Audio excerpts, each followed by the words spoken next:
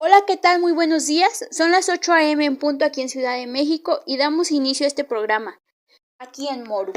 Antes que nada agradecemos su preferencia al sintonizarnos y espero todo se encuentre muy bien allá en casita.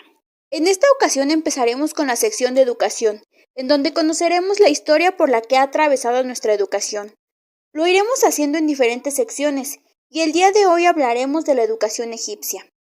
Para esto nuestra compañera Claudia les contará la historia de Egipto, para entrar en el contexto y en esta manera comprender su educación. Adelante, compañera. Buenas tardes, soy Michelle Morales y hoy les contaré una historia acerca del antiguo Egipto. Cuando hablamos de Egipto se nos vienen a la mente tres imágenes: el desierto, las pirámides y el río Nilo. Pero hoy comenzaremos hablando del desierto del Sahara, pues aquí se desarrolla esta historia. El desierto del Sahara se encuentra al norte de África. Hace miles de años, un gran cambio climático provocó grandes lluvias. Estas lluvias comenzaron a formar un gran caudal de agua, que poco a poco empezó a crecer y crecer.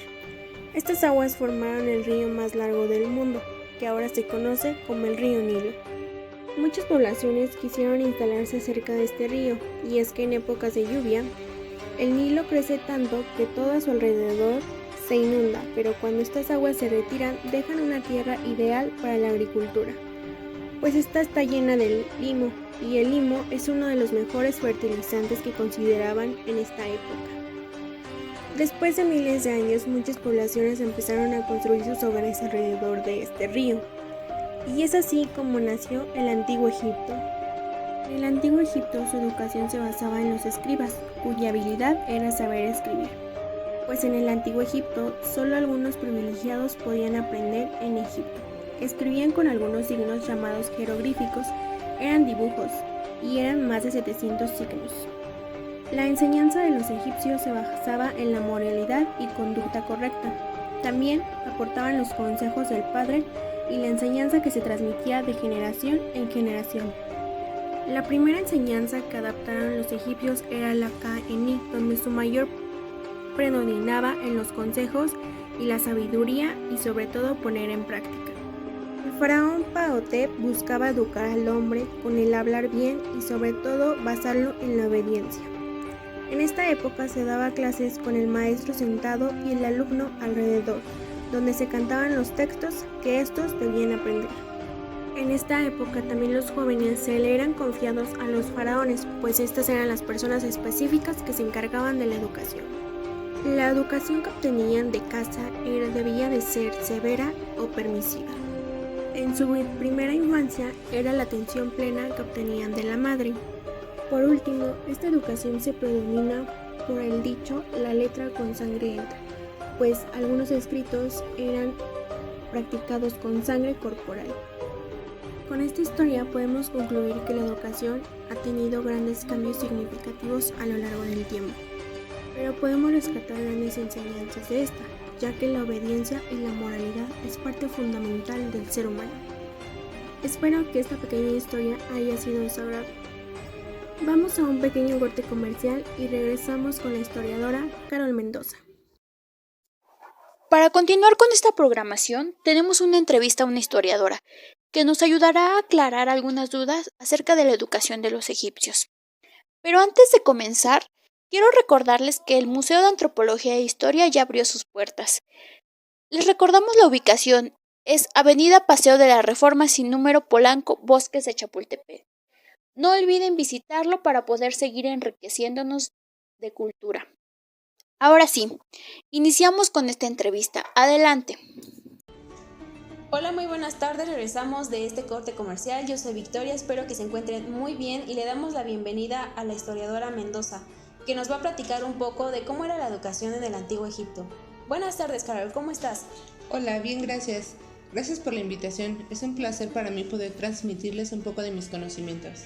Gracias a ti por estar aquí. Es bueno conocer un poco sobre otras culturas.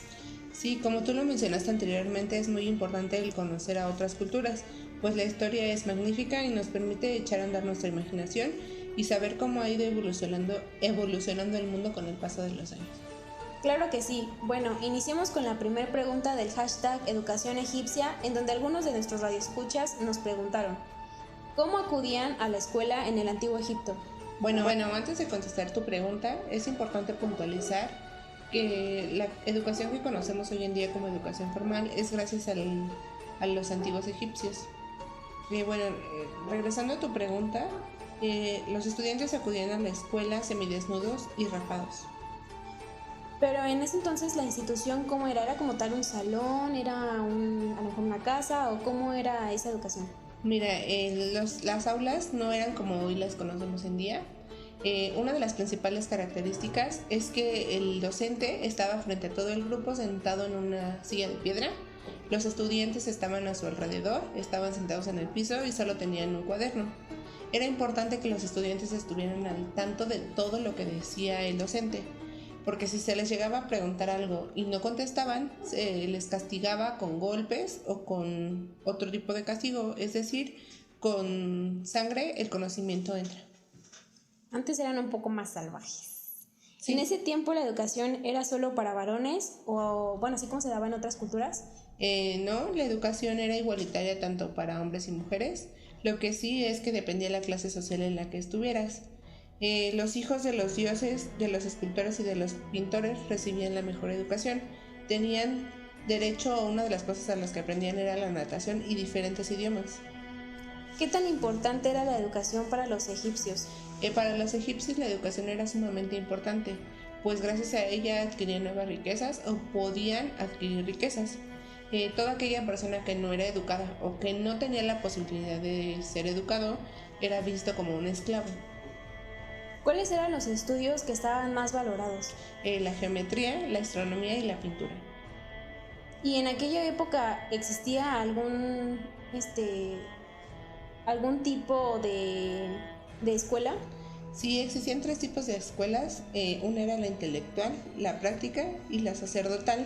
La intelectual se caracterizaba porque era para los escribas y su formación era para las gentes privilegiadas. La religiosa era para ser sacerdote y ante todo se les enseñaba la obediencia, era diplomática y se les enseñaba a hablar bien frente a todo el público. En general, ¿cómo se daba la educación? Es decir, ¿cómo les enseñaban para que los niños aprendieran los conocimientos que les daban? Mira, principalmente la educación era memorística, repetitiva y era fundada en la escritura y era transmitida del padre al hijo.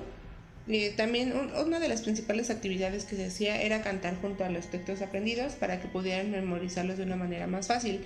Es por ejemplo como hoy en día se les enseña a los estudiantes las tablas de multiplicar, se les enseñan cantando. ¿Y solo se daba prioridad a la educación memorística o había otro tipo? No, también se le daba importancia al dominio del corazón, es decir, se les enseñaba a dominar sus pasiones. ¿Y cómo era la educación superior? La educación superior era de una instrucción ética y era conductista. Se le enseñaba al hombre a ser cualificado. Realmente es muy interesante saber cómo se daba la educación y como lo mencionaste en un principio, a ellos les debemos lo que hoy se conoce como la educación formal. Sí, definitivamente, sin ellos no podríamos conocer la escuela como la conocemos hoy en día. Con esta frase me gustaría dejarlos y también invitarlos a que siempre sigan fomentando su conocimiento. Es útil para ti un día de escuela, dura toda la eternidad su trabajo como una montaña. Muy bonita frase. Así es, mis queridos radioescuchas, si quieren conocer un poco más sobre esta cultura o cualquier otra, la pueden seguir en sus redes sociales. Sí, mira, me pueden encontrar en todas mis redes sociales como @conocermundo, estaré respondiendo preguntas. Muchas gracias a todos mis radioescuchas, no olviden seguirnos en nuestra página como @radio_moru. Los esperamos el día de mañana a la misma hora y no olviden cultivar su conocimiento día a día. Hasta la próxima.